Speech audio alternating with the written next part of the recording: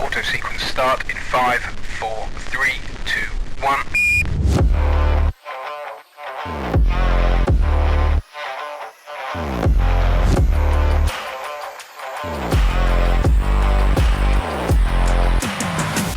Well, hello there.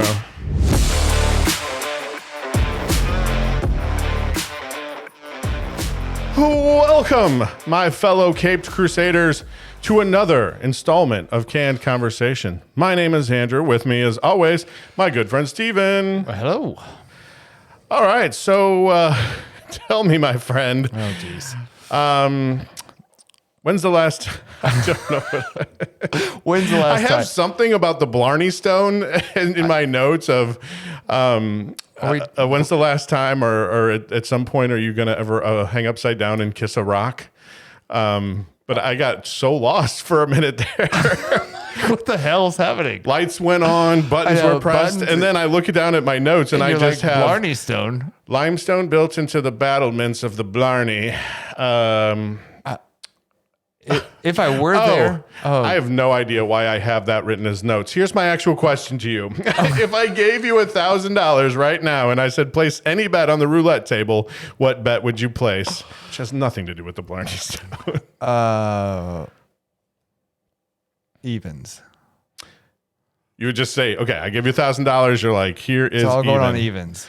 All right. So I know what I did. My note is in the wrong place. It'll all make sense in a minute. Are we going to circle back around I to gave Blarney Stone? if What I would you gave give? $1,000 and someone just gave it to me and said you have to place it on Yeah. the roulette, I would go 0-0, go big or go home. Okay. It's like 36 to 1. Yeah, so you're going to make a crap ton of money. Yeah. So Great. instead of going for the 50, now I wondered about the 50-50. You know, yeah. I'm taking the 50-50.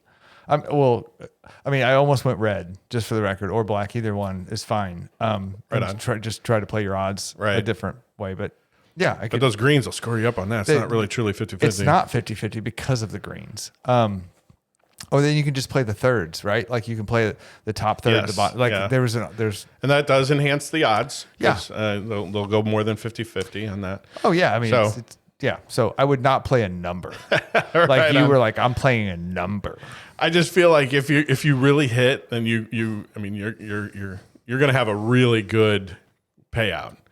But you could play it a little safer and then see it. Because if you gave me you're a- still gambling in either direction. Yeah, you gave me $1,000. If I make it into 1,200 or 1,500, I can walk away with $1,500. If I walk, I mean, yeah, I want to increase my odds of walking away with something. Yeah, that makes sense. And Super unrisky, though. just Sorry. yes, it's just a fun question to right. see what happened. It has nothing to do with Blarney Stones. No, but which in is just where we one started. moment, you'll figure out why, because the notes I have are discombobulated. What have you done to the notes? Here we go. Okay. As is our special place in the podcast universe, one of us brings a new, unique, or rare canned beverage to try. And while we lap up its contents, we will do our very best to entertain you with our take on life's most interesting topics. Today being some deep and insightful questions my partner in crime has brought today. Yep. Later in the show, we'll review and rate the canned beverage and let you Oh, know let you know if you should try it while hanging upside down to kiss a rock for good luck in Ireland. Boy, that was a long man, road to I get know. here. You would play I some feel tired. Yeah, you would play some walk-on music and let's start drinking. Yeah, so in case for whatever reason I felt the need to put a note on here of what the Blarney Stone was, in case you were said like, what is that stone anyway? Why does that exist? I actually have a reference. Oh my Lord! Right, but I put it in the wrong spot. You jumped way into it. There's a deep anchor link into that Blarney Stone nonsense. Yes, my note taking went off the rails. I must have had too many cans. But not the can that we're about to try, because it is new and rare and unique, and we're going to try it now. Give us a second, and we're going to do this. Vaughn, a juvenile delinquent in the offseason in his major league debut. Gonna light your ass up, meat. Vaughn into the windup in his first offering. Just a bit outside. He tried the corner and missed. Ball 4. Ball 8. Low, and Vaughn has walked the bases loaded on 12 straight pitches. Boy, how can these guys lay off pitches that close? Nice. Little major league quote. That's fun. That is really in line with my nose. Just a bit outside. Yeah. Oh man. Where in the world did the Blarney Stone and the roulette table? That was a mess. I'm not gonna lie to you. I got nutty. The road to get here has been long. We're going to recover though. We promise, ladies and gentlemen. It's all going to be uphill from here. Yeah. Or downhill. Downhill, which is better. It's already gotten worse. Downhill sounds right, bad, so but it sounds easier. I brought today, which is a cocktail. I don't ever bring cocktails. I almost always bring beers. So Right. this is a new thing, or not new, but rare thing for me. Unique. But I yes. saw this and mistakenly thought this might be a good short can. And then I realized it's not a small, tiny can, which we haven't done a tiny episode in a while, but it's just a skinny can. I thought it was going to be a tiny can for a tiny can episode, and we haven't done one. But this actually is a Luminar cocktail. It's a Blood Orange Kosmo. So we've never done a Cosmo on the show. Thought it was unique, rare, different. It's wine enthusiasts of the world have ranked this in the top 100 spirits. It is 10% alcohol by volume, and it is 355 soccer milliliters. So Florida is no longer our normal unit of measure. We are now into milliliters. Yeah. So it is vegan and gluten-free. Agree. This has offended no one. So yeah, I mean, and Wine Enthusiast, I'm assuming is like a magazine. A magazine. Yeah, sure. And it's in their top 100. Yeah. So I thought it's got to be good. And when's the last time you had a Cosmo? Have you ever had a Cosmo? I don't think so. Okay. Well, then this will be the first time you've ever had a Cosmo. And that's short for cosmopolitan, correct? Yeah. And so a Cosmo, if you ordered one at a bar, I thought it was like a cranberry juice. Yeah, I think so. In vodka. Yeah. I think that's a Cosmo. Yeah. Made famous by the Sex in the City stuff. Yeah. So this is a Blood Orange Cosmo. Oh, man. And at the very bottom, it does say made with real blood orange juice. Great. A natural blood orange and lemon flavors. And then it's colored with fruit and vegetables. Oh, I love fruit. Yeah. That's the vegans. Coloring everything with fruits and vegetables. All right. Awesome. So I'm excited about this. Wait. This is going to put everything right. Yeah, agree. Hopefully this sets us right. So I also brought the topic for today, which is, so what's your thing? And so I brought that because we're going to play a game later. And the story behind this topic is apparently I have a thing. And my thing is asking questions. And surveys. Right. That's it. Right. Like, you know it. My kids know it. They've seen it enough. So for Christmas this year, I got a game from one of my daughters, and the game was called Hot Seat. And we're going to play that in a little bit. So it puts people on the hot seat and makes them answer questions. We're going to try to rapid fire some fun stuff. Yes. But I thought the first part of this would be like, I've become a meme or something like when you're pigeonholed into a thing, and I don't mind it. I like having this as my thing. Is you're the guy who asks questions. It's my thing everywhere. It's my thing at work. It's obviously my thing at home because my kids notice it. My wife notices. She's like, Jesus. But it's my kids' boyfriends. They've come over and we've had this. And at some point I'll maybe tell this story. But it's my thing at like social gatherings. I just ask questions all the time. What's your thing? That's my thing is questions. What's yours? My thing is podcasting, which is good. I love doing that. Sure. That's a really good question because, I think when you're talking about things, there are things that are obvious, right? Yeah. My thing is a parent. I parent, but I don't think that's what you're going for. No. Or a husband, or I work in IT. So think about your thing. You think about your thing for a second. I'm going to tell you the story. Could get immature here. Don't think about naming your thing. Don't think about your thing-a-ling-ling. But think about what your thing is. I'm going to give you, because I'm springing this on you a little bit, right? True. Yes. Okay. So you think for a second. I'm going to tell you my when I think it became apparent that it was my thing, and parent is a pun because my daughter brought a boyfriend home at one point, and you probably know this story, maybe. But that boyfriend was, how every dad's like, when my daughter brings a boy home for the first time, I'm gonna be cleaning my gun and rough him up, right? Yeah. You know, That's too low. Oh, come on. But yeah. Oh, you want it again? I do. Make it happen. Right. So you want to be that dad. Well, I wasn't that dad. What I did was I said, hey, I need to ask you some questions. You want to sit down on this couch? And he's like, yeah, okay, great. That's weird and uncomfortable. And so I handed him, my daughter told me, he's an artist. He's going to go into graphics. He's going to go into video game design. That was his thing. That was his thing. And I'm like, great. So I handed him a piece of paper and some colored pencils. And I said, I'm going to allow you to focus on drawing something you're comfortable with while I ask you a bunch of questions. And then I just freaking laid into him with all kinds of questions about, but nicely, right? Or in a very like, professional and fatherly way of like you weren't seeking to grill him. Oh, I grilled him. Oh, but was it the intent was to find out whether he was good enough for your daughter? Like, what was your intent? What was your intent of these questions going in? Probably threefold. One, make him uncomfortable so that he knew I have dominance over him. Two, I'm going to dominate you. Learn more about, I just need you to know I'm serious. I'm not just a dad who's going to be like, whatever you want to do with my daughter's fine. I'm involved. Yeah, I am engaged and I am going to participate in this relationship, whether you want me to or not, because you're 15 years old or whatever, however old you are. Two, I want to learn more about you. I want to know who you are. If you're around, it'll make it a little easier to talk with you. Yeah. If I know some things if about I can interact with you and talk about things that you're interested into. And three, I want to know what you like. I want to know how your mind works a little bit. I want to know what your future plans are. Like, what do you think about this topic? Give me I want to know how your brain works, like where you're at in life. So that was my goal, is just to kind of open up his brain a little bit and explore and have him answer questions for me. And was this something that you had done or thought about doing for all of your daughter's potential love interests? No, it came up that day. I'm just okay. This is what I'm saying. It's my thing. I'm just like, he walked in. I go, great, sit down on the couch. I'm going to ask you some questions. Here's a piece of paper and some colored pencils.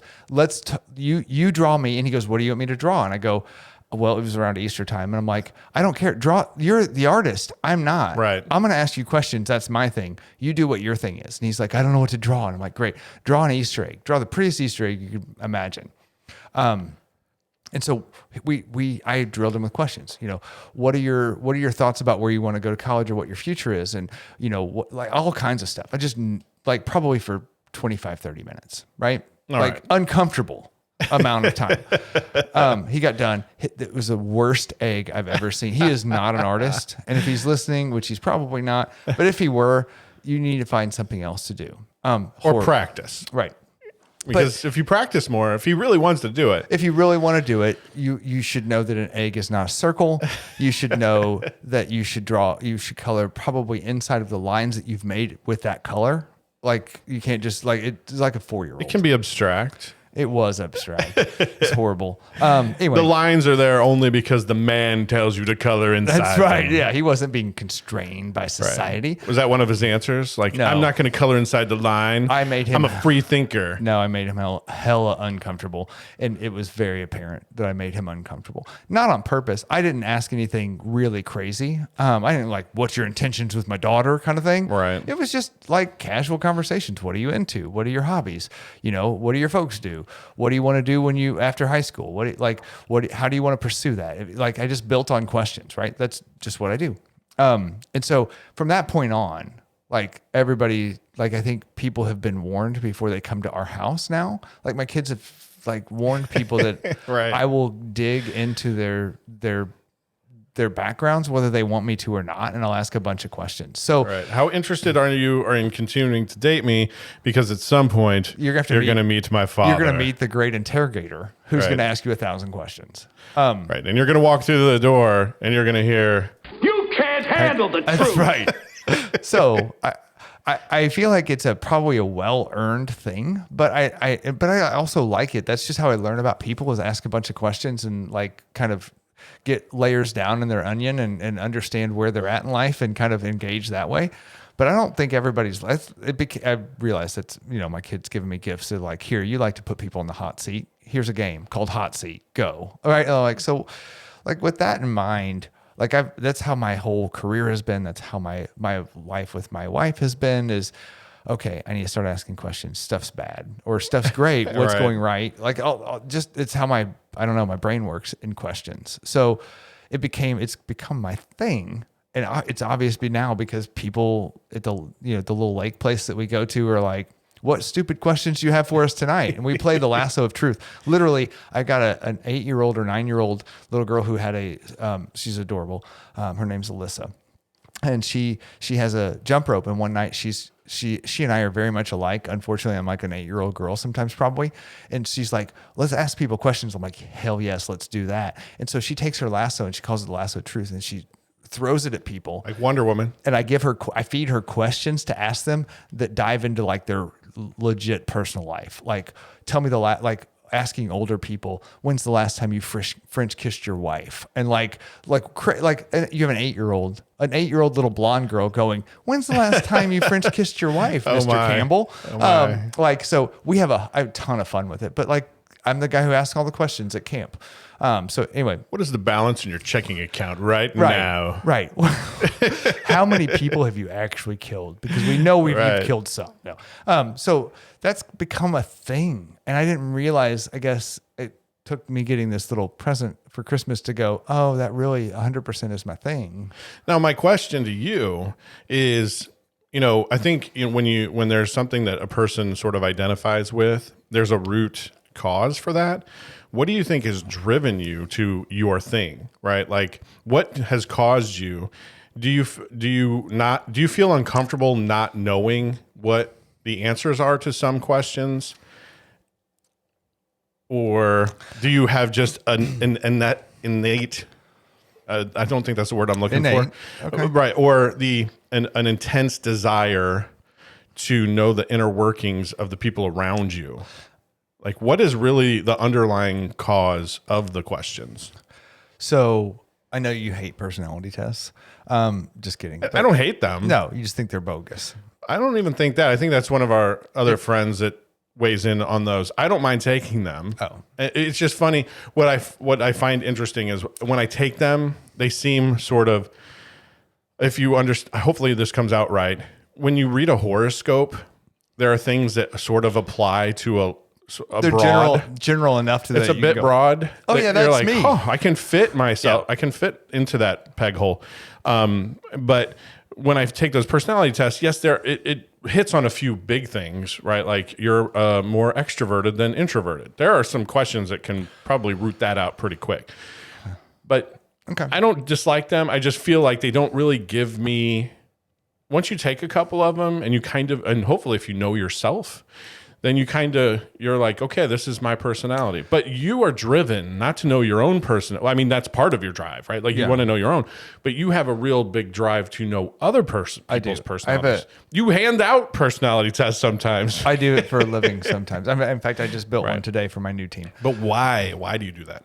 I think it's because if you look at a DISC assessment, which I made you take, Yes. my DISC assessment thing is influencer. And I don't think I think I interact with the world based on what I know about it. And the more I can know about it, the more I can influence it. So people who are blank slates to me are really like, I try to figure out like how you think or what you think or where you're at in life so that I can influence that in some way, shape or form, or I can connect in some way, shape or form. So I'm big into personal relationships, big into influencing. Amazingly enough, I'm a horrible social influencer, so don't ask about that. But I feel like that may be the root of it. That's a good question. I don't know. I've not really thought about it. Why? But I think there's a desire to connect. And the more I know about you, the more I can find a common thing that we could talk about or connect. And I think I ask questions to get to a point where I go, oh, there's something I can connect with you with. Oh, I had an experience like that, or I did this, or I hate this as well. Like whatever it is, trying to find something to connect. And it just, sometimes it takes 10 questions to get to a point where you're like, or sometimes you're like, I asked a lot of questions and I don't like that person. I don't have anything, we have nothing in common. We don't think the same way, and it's tough to interact with them, and they're introverts and they think differently than I am. And I've tried very hard, but I can't get anything out of them. So I'm done. So I think I ask questions to figure out whether or not I can connect. So if you're in a situation with a person that you don't know very well, and I think work might be a really good instance of that. And if I'm way off the meter here, but I love this your your topic of the thing. The thing. But if there's a brand new boss or a brand new person on the team and you don't know and you're stuck in a room with them for all of a sudden, are you uncomfortable at first and the questions are used like you just jump right into questions because you're like, I'm really not sure what to talk about with you. Let me find out. How do I make that quick connection as quickly as possible, right? Because I feel like you're sort of looking for that connection fairly quick because you want to find a comfort with that person. And then based on what their answer is, you will know whether your influence or what you can do with that. Because influencing is a very interesting thing that you said. I know it's weird, right? Because I don't feel like I try to manipulate people, but part of influencing it is almost another word. 100% it is. So I don't think I'm ever. So wow, we are really focused. Sorry, this whole topic. It's your thing. I know it is my thing. You said this is my thing. So I think I'm not usually uncomfortable. Not never. I'm not usually uncomfortable if I had to like be with my boss, brand new boss, in a room by ourselves.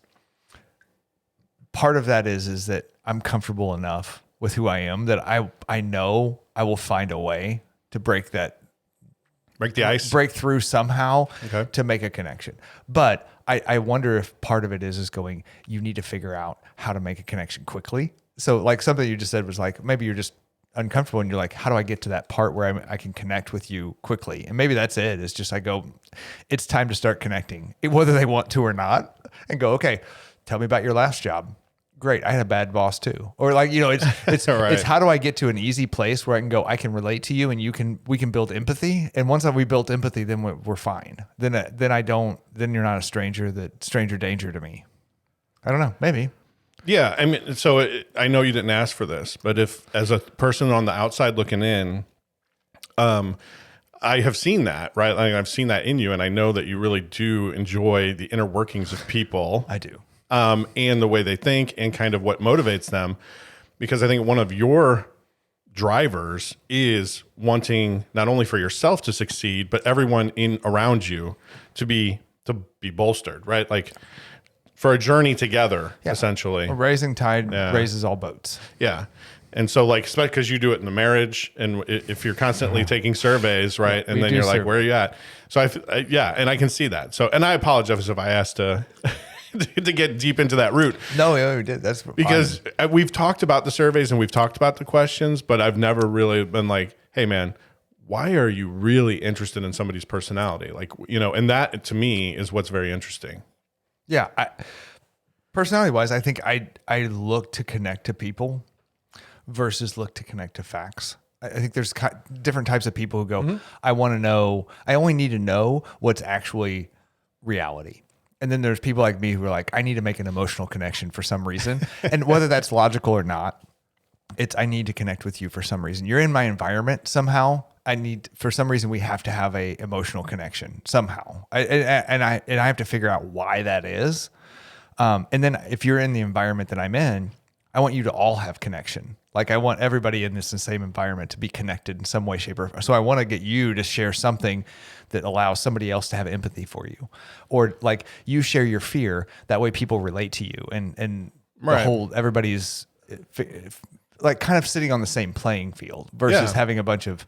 And I've heard you talk a lot about work stories and work things at work. And so like, one of the ways that you're really good with it, you're asking questions and you're good about going one-on-one, where you're willing to reach out to people that you don't necessarily work with directly and just go, hey, let's have a one-on-one conversation. Whereas some other people might go, I don't really work with them enough to really delve into that. But what that to me says in the end is you're looking for all the potential things to root out badness or root out potential causes of friction down conflicts, the road. Yeah. Because we all have to be a well-oiled machine here. And it's not all just on who performs well, right? Because if you have a conflict of personalities, that'll slow the boat, right? Yeah. Which is what you've said 100 times, right? Like, or a lot, where if you're like, this person's personality test this way and this person is this, they might conflict just because of the way that their personalities are. And they might be the two best workers in the world, but that will slow progress because they can't get along. Yeah. They can't find a common communication.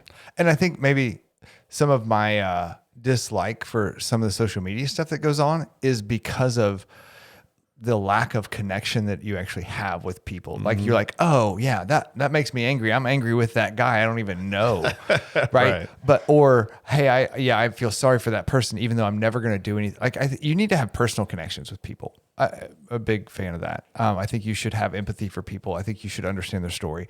I want to understand your story because I think maybe that's part of who I am is trying to understand who I am and why I act the way I act is also understanding who other people are and why they act the way they act. And there's probably something that's led them to the point where we are now, where I don't like something that you've done, but there's probably a reason why you act that way. There's probably a reason why your behavior says you build a wall or you're confrontational you're whatever. And it's not necessarily today's Steven's fault that I act the way I am. Sure. It's probably 10 years ago or 20 years ago. Be the way you were raised. Yeah, absolutely. So your relationships with your parents. Yep.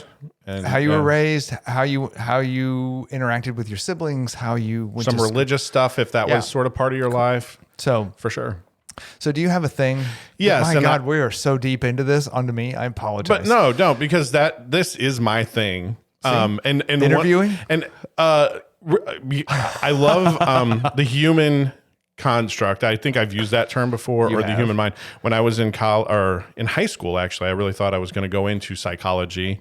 And I think I've mentioned this before, but if I haven't, I volunteered at a mental health institution that was state run as before I went to college to see if that's something that I would be interested in, and work there with the most criminal mentalities. Yeah, turns out those people are crazy. They were put there not of their own accord, and it was very eye opening. But at the same time, it was very meaningful in terms of I think in how I see the world. Yeah. I love watching people. I love watching interactions where sort of your interactions. I'm a watcher. And I think on one of the tests I took, it said that you're an owl that watch. What's another word for watching? It was a better word. Observe. Yeah, you're an observing owl. Where I don't necessarily get joy out of observing other interactions. And most of my interactions with people is because I do believe there's sort of two types of people in the world. There's the talkers about me, and then there's the listeners. I'm very much in the listener camp, and I want to hear what you have to say, very much like you. Yeah. But then, it's funny because you'll run into those people that are the talkers, right? And then they just have everything. It's like if you said the word baseball, they would like, me. Like, right. I have the story, I have this, I have that, and I've done this. And I just listen. And then but what I like to do is when somebody says something that I don't think is completely, this sounds terrible, honest, not because just not authentic. Yeah, right? Yeah. Something that, and we talk about these different subjects, right? And we delve into maybe a little bit of a deeper meaning on something, like we did on the last one, right? With the Walmart thing when we were talking, yep. When we did unpopular opinions. And it's like, if someone says something to that effect, and then we go, hey, tell me why you actually think that, or what do you think about economies? Or take one layer off that onion and go, right. What's the reasoning behind it? Right. Do you think you should pay the same for that with the service that you get? Right. And I love asking. So my greatest debate, because I would say my thing is also maybe debating. You're a debater, right? You get joy in debating. Now mine is kill them with questions, because you can just take what they said. Yeah, you're trying to pick them apart. It's intentional questions. Yes. You're a debater. I am. But not out of vengeful, not out of spite. No, just right. But to see where we each end up at the end of the day. I want to learn something just as much as I want you to learn something. I'm not saying I'm going to teach it to you, because it may be just, but it is fun if you get someone to go, oh, why that doesn't make sense. Yeah. Or if I go, man, you just said something I've never heard before. Right. And that's a really keen insight. You're looking for that nugget that changed their mind. Yeah.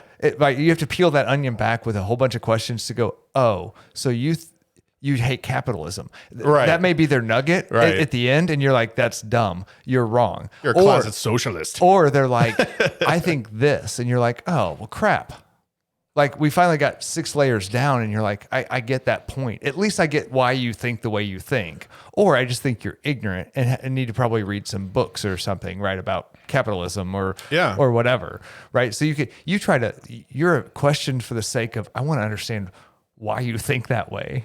Like, because I'm going to debate you about it because I think I have an opposite opinion, or I want to know why your brain doesn't think the same way mine does. Yeah.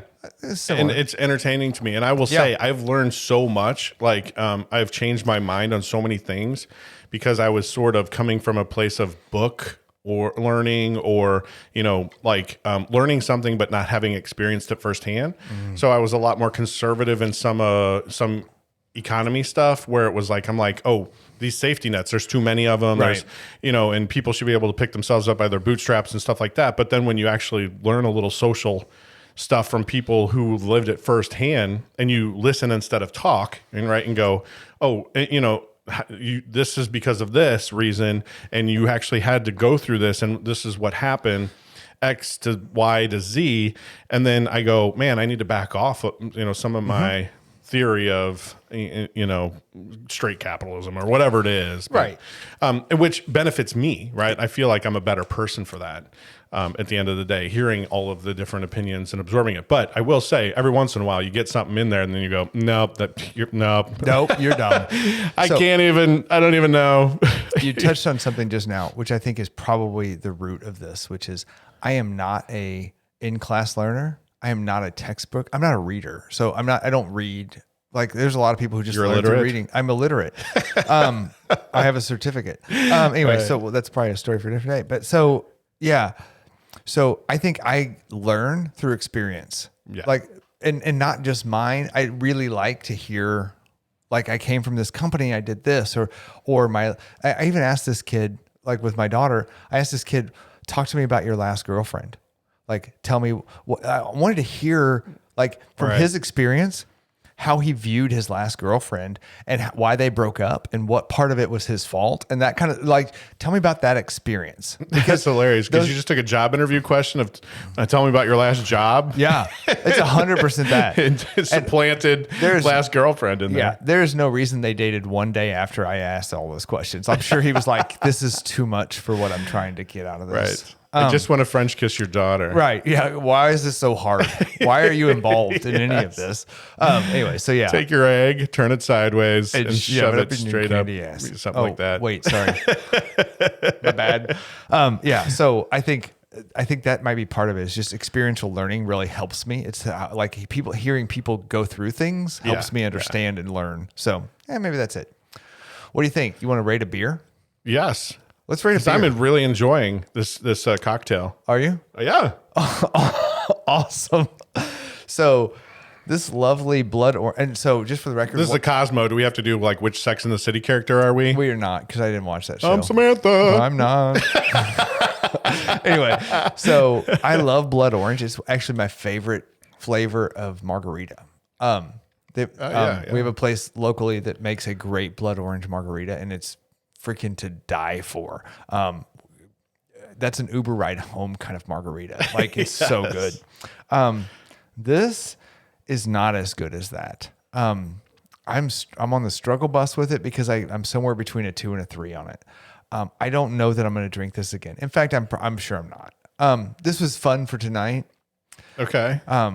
This is the bad prostitute of tonight. I'm just kidding. Just kidding. So, I think Steven's at a 2. Really? Where are you at with the Kosmo? I'm gonna. It's at least 5. a 3. It's a 5 from you, isn't it? Not Do a it. 5. I don't know what else a Kosmo is supposed to taste like, because again, I haven't. But I don't believe a regular Kosmo. But so to I'm sorry, me, I didn't even describe the taste of it, did I? I'm just like, it's a 3. It's a 2. It's a bad prostitute. In a can. Yeah.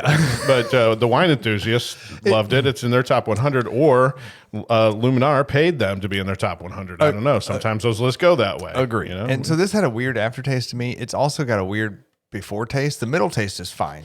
There's a weird before, during, and after is 3 parts. It's two of those parts are not working. It's a complex Kosmo. The before and the after aren't great. The middle is fine. And I don't know if it's just the sweet. It's almost that sweet and soury. Like makes your mouth water a little bit because it's got too much sweet and sour in your margarita type flavor. So what I like about it is it's pretty light. It is light. And so it's got a refreshing feel to it. And I don't know what the base is, if it's a sparkling water or if it's some of the other things that the flavored cocktails Pixie use. dust, whatever they use. It's either usually malted beverage, a seltzer, or a water, a bubbly water. But to me, it does not have any of those weird underlying taste, other than a bit of refreshing, which I like to start with. Because some of the malted ones, some of the they'll have that weird taste in it. To me, I like that base. Then it's all about the bass. It always is. You and Megan Trainor. No treble. The blood orange is, I think, where the taste is, and to me, it's not overwhelming to it. It does have a bit of a tartness, so I'm not going to drink a ton of these because it will probably give me a little reflux. Yeah, 100% yes. But it's also not bad though. So I feel like if someone threw this in, like say I'm having a few beers at a barbecue, and I'm like, man, I'm kind of beered out for a minute, and someone threw me one of these, this would be a refreshing what's when the movie's going interlude, something like that. So just have one of these, reset the palate, and then go back to something else. I would love to do that, like just throw a couple of these in. So I'm going to go a solid 3. I mean, I'm not going to go looking for them, which is kind of where the 4 goes into. If I saw them on the shelf, I'd go, hey, we did that on a show, and I think I gave it a 3. But if someone had them at a party, and like I said, and I was like, can I grab one of those? I've had a lot of beers. I want a little something different. And you're like, you know what I'm in the mood for is a Blood Orange Kosmo. Right. And And I want to get my, prostitute if you want to self on. Yeah, if you want to get a prostitute in a can, this is it.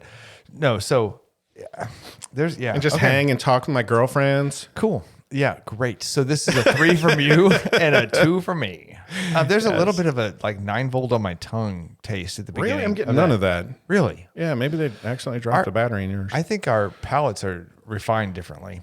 Yeah. We'll talk to Andy about Which is interesting because you're the sweeter and this kind of thing's guy. sweet. So when it's usually sweet, yeah. I tend to think you'll rate it a little bit higher because it hits that button for you. I'm trying to be authentic with our listeners and just let them know. If someone did like a Pop-Tart canned cocktail, we would get it.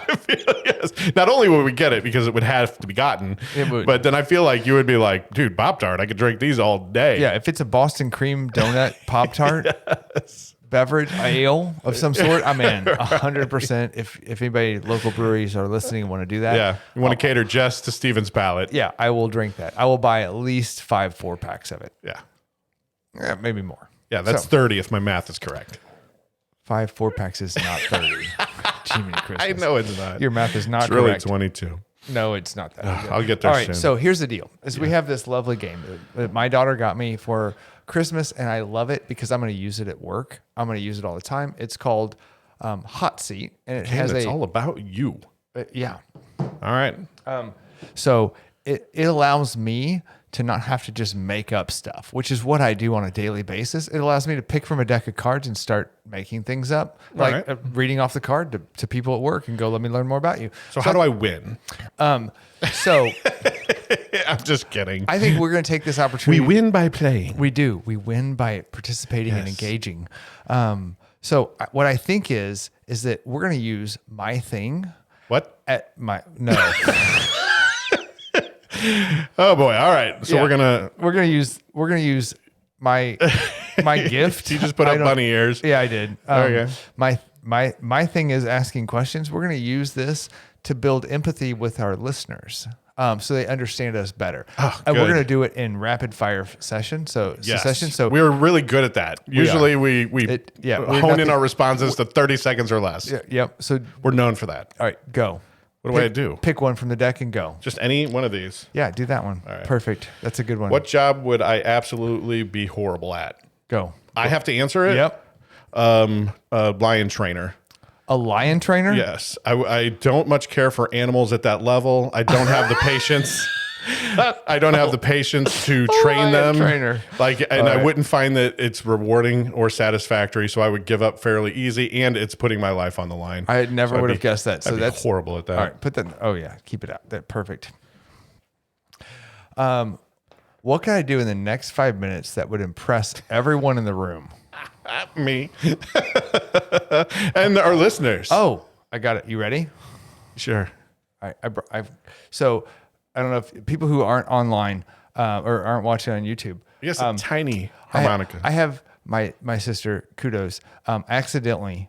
She bought me a real size harmonica, but it happened to come with this little fake thing, and I've been wearing it every day since. But does it play? Yeah, it does. Ready? Oh my gosh.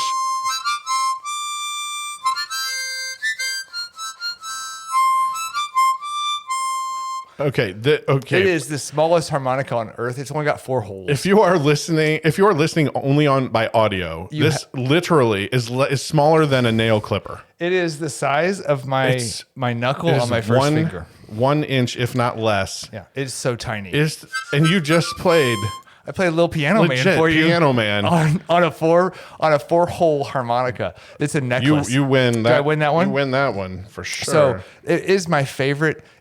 I take that back. We're playing a really good Christmas gift. It was my most unexpected, unique Christmas gift this year.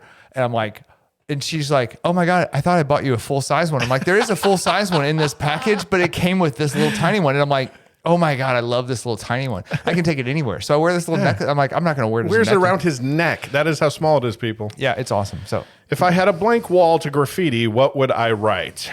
Well, I would write my name, of course, very large. Andrew was here. that's it, huh? Super creative. Yeah, because I'm probably not in the graffiti creative market. I've seen graffiti and I'm like, oh my gosh, that is amazing. Like what people can do with graffiti. I mean, given enough time, maybe I could come up with something. But that's just, But because the other thing is I'm going to be a little scared that I'm going to get caught. Yeah. So you'll be like, I'm going to go quick. yeah, you're going to do like your initials was here. And I probably might not put Andrew because that Yeah. could lead back to me. You're like, Tom was here, but I'll know it's me when I see it. yes. What fortune cookie says, what fortune cookie saying will summarize the next month of your life?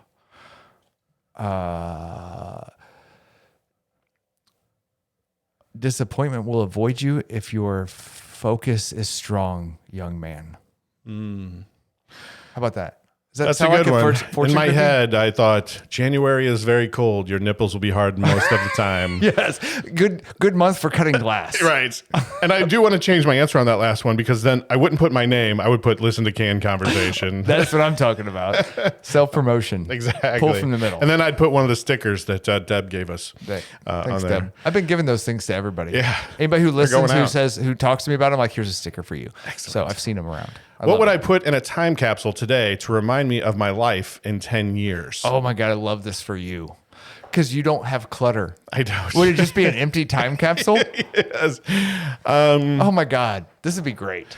I think I would just put a little Batman character. I have various little Batmans that my family gets me for things, and just because it's fun. It would remind me of my kids, my family, because they all I call myself Batman around the house, right? And they're my Bat children. Yeah.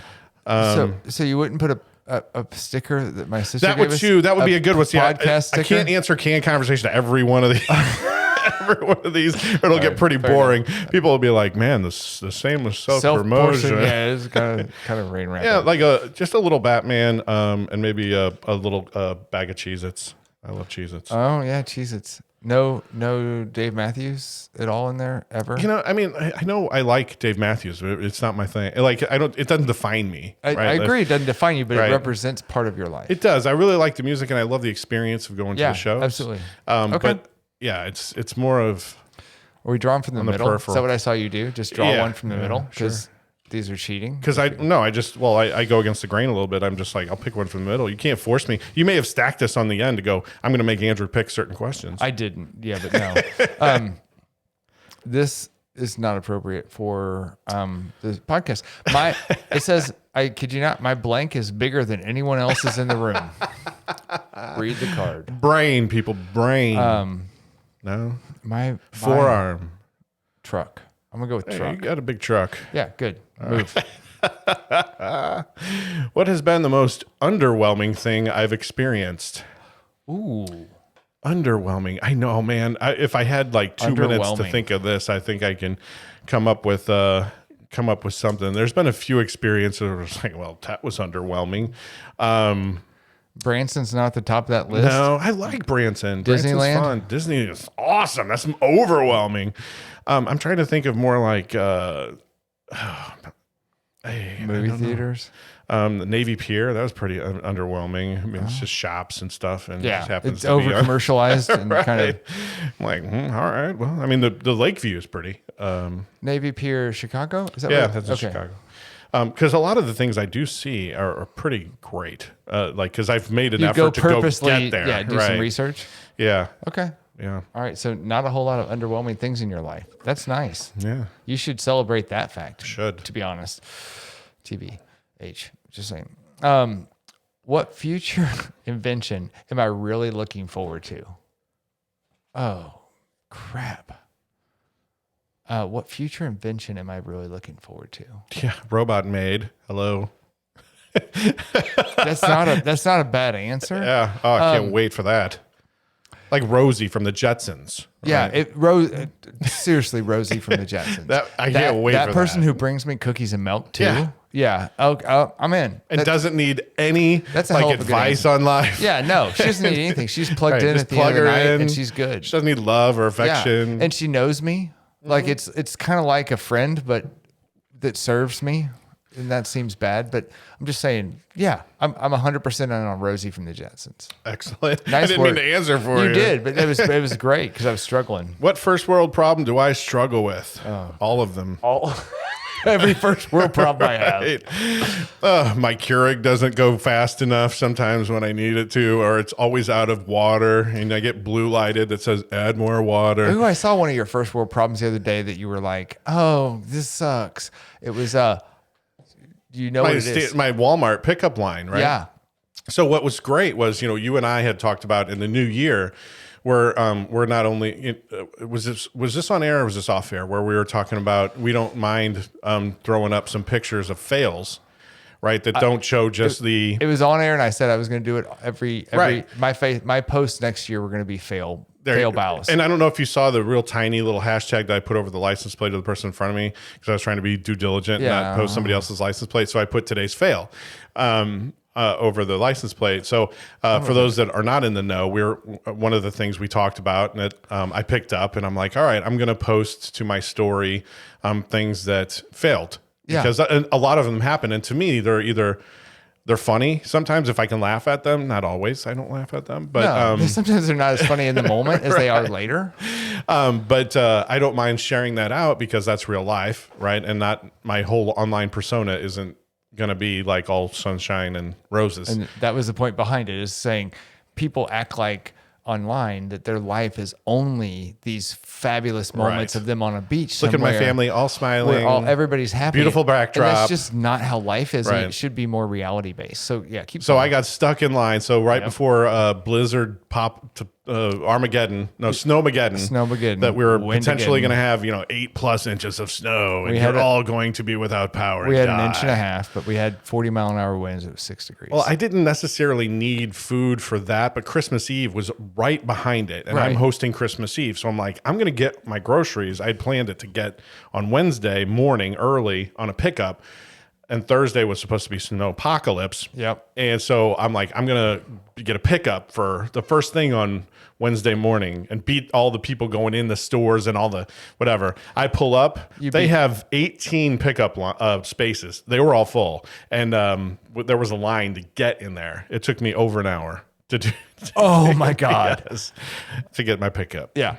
That was a major fail. That was a first world problem. I had to sit in my car for an hour waiting for someone to come bring me the groceries you ordered online. I actually almost thought about pulling up to the door and just going, "Hey guys, whatever cart mine is on, I will put it in my own car. I don't need you to put it in." Yeah. I just didn't want to walk into your store. So all right, so this is interesting, and I would love they're your answer all on this. interesting. So what is one thing? What is one thing I absolutely have to do before I die? So there. Oh, I struggle with this. This sounds Sign that piece of paper that lets your family. that lets my family. Was that on our last episode? It was. Yeah. Okay. So check that out. Yeah. Euthanized me at the vet.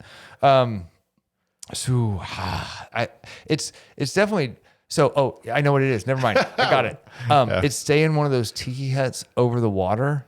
In Fiji or somebody? And wherever. I don't yeah. like the Bora Bora, Fiji. Right. Wherever. There's a couple like places. A couple of those. Yeah. I want to walk out on a bridge to a tiki hut, and I want to look through my floor and see the ocean, and I want to walk down some steps and be in the ocean, and all out there in the middle of the ocean. And I think that's super not a place I'd ever want to live, but I do want to experience it once in my life. Cool. Excellent. All right. What is something you wouldn't do for $1 million? Wow.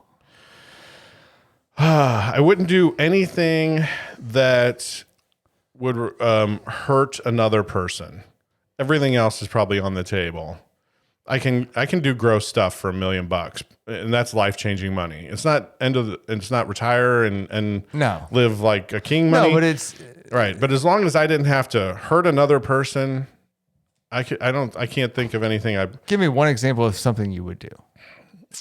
Well, we had an entire episode, right? This was early on where it was how much would it take for you to do, and so it was like if I Would you gave do you this $1 for million $10,000? to run naked through a mall. And you're like, yeah, I would do that all day for $1 million. Okay. I might get a little jail time or at least a misdemeanor You're for gonna that. get an indecent exposure fine for. I could probably talk my way out of that if I just act really drunk. Yeah, get a good lawyer too. or I was having a mild stroke. Your $1 million will pay for that lawyer. Yes. 100% agree. I'd eat something stupid, right? Like cockroach. I can't think of anything I wouldn't necessarily eat.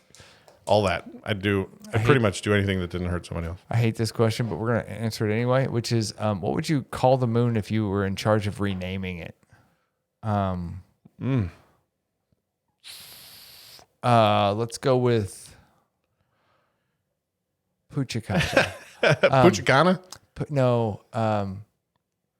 Pichacucha? Puchacata.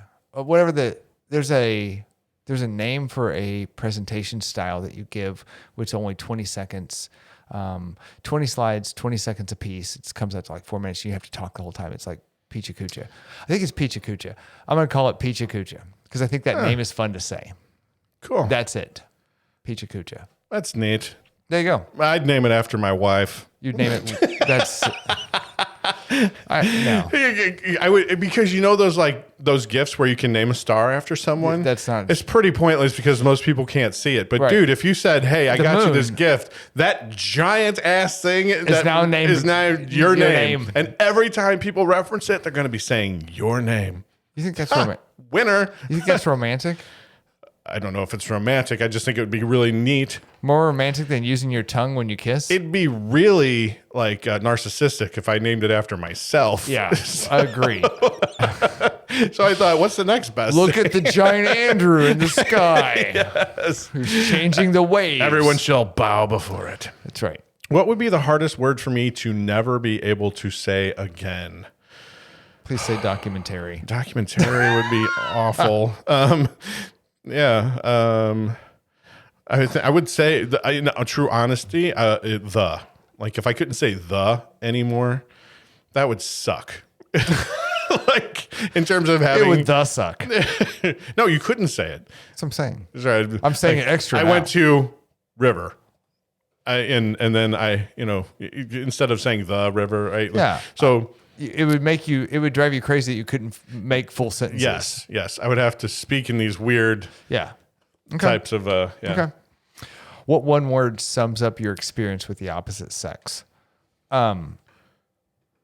Honestly, it's frustrating. Women don't think the same as men. So it's very hard. That makes life fun, doesn't it? I'm not saying Yes. I'm not saying yeah, right on. it just, you have to come up with one word that summarizes.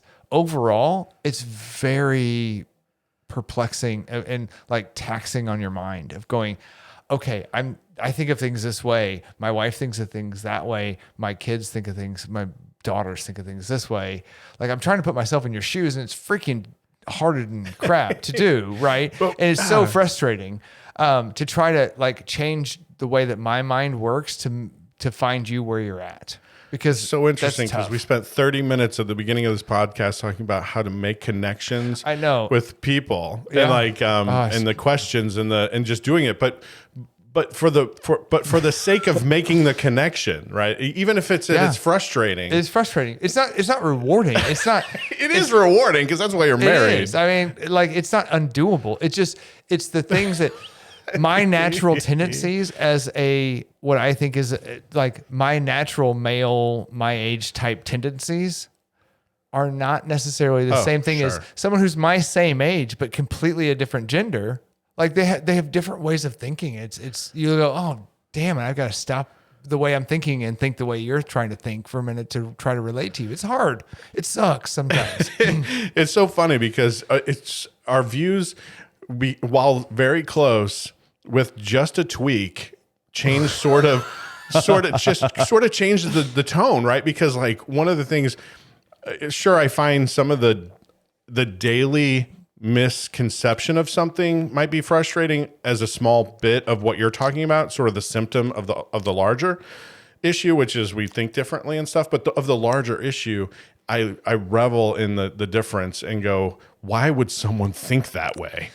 It's because of this, and I think, and then I ask questions to try to prove to myself that I'm right. Yeah. And I go, this is awesome. It's awesome I just love when people think differently. I agree. I will tell you that my second, if I had to choose two words, my second one is also intriguing, because the more I think about it, like it intrigues me. Like I don't think the opposite sex, probably for either sex, but for sure for men looking at women, women don't realize how intrigued we are, like involved in going, I'm trying to figure you out. Right. Like I'm literally. You're a puzzle. You are a puzzle, and I really want to make all the pieces fit. And I've told my wife, I go, what have I ever done for 27 years straight? She's like, nothing. I'm like, I mean, I've given up. I've done things and given up things hundreds and hundreds of times. That's my thing, is hobbies as well as questions. Yeah, your second thing. Yeah, my second thing is hobbies. Trying new things at 100 miles an hour for a week to 3 months. And I'm like, and then abandoning it. I've been trying to figure out your puzzle for 27 years. That should tell you something about how important you are to me. And that if you were anything else, I would just have put you down. You'd be in the basement collecting dust right now, along with everything else that I've gone, oh, I love that. I don't love that anymore. You should write cards for Hallmark. I should. With that, what do you think? We got a couple more of these. All right. Cool. So Cool. I'm just out of curiosity on that last question. Yeah. Can I ask if this is a word? Bound chicka bow wow? It is. Okay, that would be mine. That would be. All right. What makes people gasp when I tell them that I don't like it? What makes people gasp? Our last episode's all about that. Right. I was trying to think. I That's didn't want to awesome. overlap necessarily. Sorry. On that. I had go back and 15 good unpopular opinions. Yeah. But something that I just don't like. Top Gun. Yeah. I'm more of an Iron Eagle guy. That's horrible. And just for those playing along at home, I sent a screenshot of my Netflix, I believe, or Prime, to Steven and some other folks that had Top Gun listed under romantic comedies as the genre. And I felt vindicated. I'll just say that. Is that what that screenshot was for? Yeah. Top Gun was first listed under It's romantic. comedies. It's a comedy and it's a drama. It's a rom-com. And when I say it's a rom-com, people are like, are you kidding me? And I'm like, it's what it is. It's romantic comedy. How do I gasp? Right.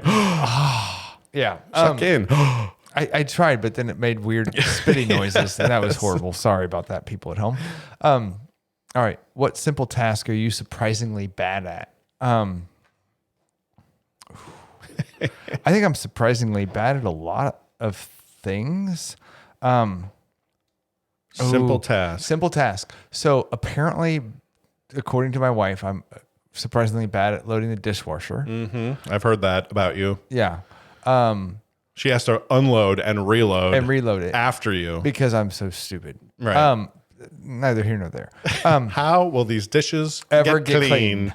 I think I am surprisingly bad at cooking because I don't put a lot of effort towards it, and I probably should. But I'm like, let's experiment with something. Like if you add chicken, and what about cinnamon? And like, I don't think I'm good at it, but I probably put a lot of that burden on my wife, and I shouldn't. But I'm probably surprisingly bad, unless it's breakfast. I can cook breakfast all day long, but dinner's a little sketchy, and then the dishes are sketchy as well.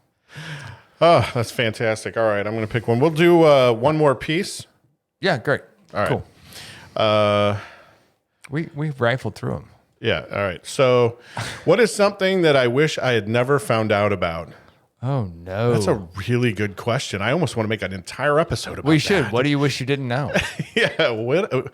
Can I put that off to the side? I'm going to pick another card. Yeah, you should. All right. That might be a future episode, folks. I will be the next person in the room to answer a hot seat question and finish my drink of my Kosmo. Oh, okay. And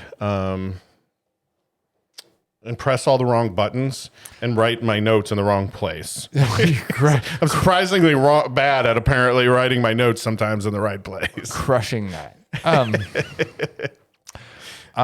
What would I do if I only had 24 hours to live? I feel like that's a cheat because I would probably go to one of those tiki hut places that I could go spend the night there. I pulled 2 cards just because you pulled Take 2 you 18 cards. hours just to get there. It would, and I would spend the last whatever 6 hours left enjoying the fish. Talking to people on a plane, giving surveys. Yeah, Like, who around me needs a survey? Let's go. yeah. I'm not flying Southwest, so I hopefully will make it there on time. What can I never get enough of? That so that is one for both of us. What can I never get enough of? What can you never get enough of? I can never get enough of, and this is going to sound so corny, but just good friendship and connection. Because I would say love, right? And I'm not afraid to say it. I love all the people around me. I love you. I love my wife. I love my kids. I love my other friends that are watching. I love you guys. I mean, sometimes when, people go love, it kind of comes with a connotation, but I think, you just throw it out there. I really love the people that are close to me and my family and our friends because they're so much fun. And, we don't often ask for things. So, I'm sure they would give, people always go, oh, that person would give you the shirt off your back. I'm sure you would. I've never asked for the shirt off your back. Maybe it's a test. I'll do that one time. I'm like, I need a shirt, man. I need that shirt, right. Not just a shirt. I need that one shirt. Off your back. Go. What are you going to do? But, that goes kind of without saying. I think the people around me and my family and my friends, they would do that. But, what they're really doing all the time is just making life fun, right? They don't do anything in particular other than just checking in. You get to say hello. You get to know some jokes. You text here and there, which is some of the stuff that we complain about social media sometimes, but the technology of texting, being able to connect with people randomly. If I see something, I sent you talking about harmonica. I don't know if you watched it, but I sent you a person on a harmonica doing the entire Leonard Skinner. I did. That was ridiculous. It was the most awesome thing. And I didn't even put any text. I just dropped you the link and I'm like, I hope he enjoys this. Oh my God. And I thought it was guitar for a little, he sounds legit. That dude is nuts. Ridiculous. It is awesome. But to me, that's just a thing that will make part of my day, right? Yeah. Every day there's little things, and most of the time it's made up of something having to do with the people around. And so I don't really know where that started. What can you not get enough of? Yeah. So just loved ones, interactions and with loved ones. Yeah. Time and communication. It doesn't always have to be in person, but just quick hit connection sometimes, but just I dig it. I'm going to harken back on mine to where I started, which was, I think I learn best through experiences. And so unique experiences. And I've had a couple, every year you have some of those unique experiences that you look back on. This podcast has been a unique experience, legitimately unique experience. Not everybody's out there talking about stuff, creating a time capsule for your kids, interacting with people that you haven't interacted with we interact now with people that we got friends that we interact with now that we never interacted with on a daily basis. Right. I talk to people in Germany who listen and Iowa who listen and I think that's really cool. like that. Yeah. Those unique experiences every year kind of build, like I can't get enough of that, where you're like, I'm doing so, like I went to the Bahamas this year, and that unique experience like just absolutely motivated me to like focus on how do I find more unique experiences or adventures and things that I've not done before that like challenge me in weird ways, but also are like hella fun. And like I laugh the whole time. So those kind of things are the things I can't get enough of. Just weird and unique experiences that challenge me, make me better, make me think differently. So That's awesome. And you can really tell how we've grown because the 15-year-old self would say we could not get enough of the nookie. yeah.